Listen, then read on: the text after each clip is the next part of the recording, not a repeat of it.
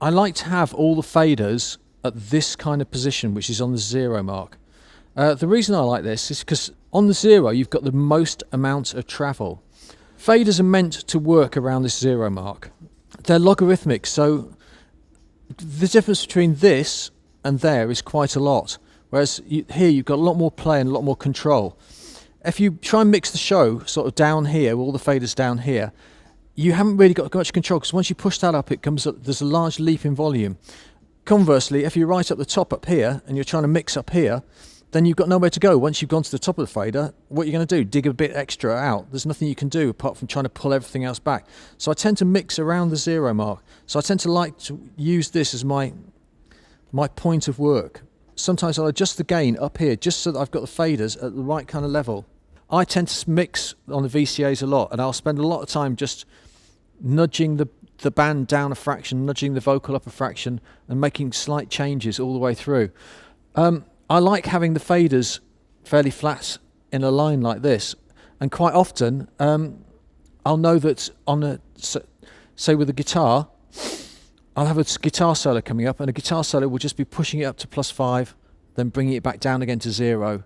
Sometimes when I know there's going to be a bit where it's a quieter song, I can just pull the guitar down 5 and then push it back for the next song.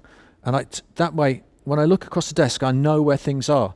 Also, it means that if you accidentally nudge a song and you're wondering where the bass drum is, and you're thinking, well, it shouldn't be down there, it should be on 0.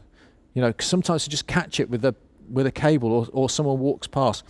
Some comedians think it's funny to just pull the bass drum past when they're in the audience. Something can happen like that. So I can look down the fader, and I'll do a lot of the mixing just in the VCA section here.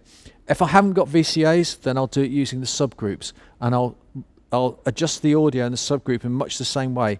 I'll have subgroups for the drums, the bass, the guitar, the vocals, just the most important things, so I can just turn all the vocals up and keep the band down a fraction and mix up here, rather than trying to do it all. You know, it's very difficult to pull down even 3 or 4 faders at the same time. So trying to pull down 10 faders and trying to do all the mix, it's just really difficult. So it's much easier just to do it on this VCAs. As you see, I've grouped several channels down to one VCA so that I can do that, pulling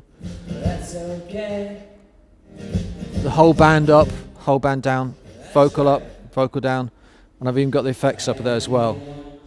So it gives me a lot of flexibility and different ways to mix, so I can keep in control, and I can stand here, kind of watch what's going on over there and mix using the VCAs, or if I don't have VCAs, with the subgroups.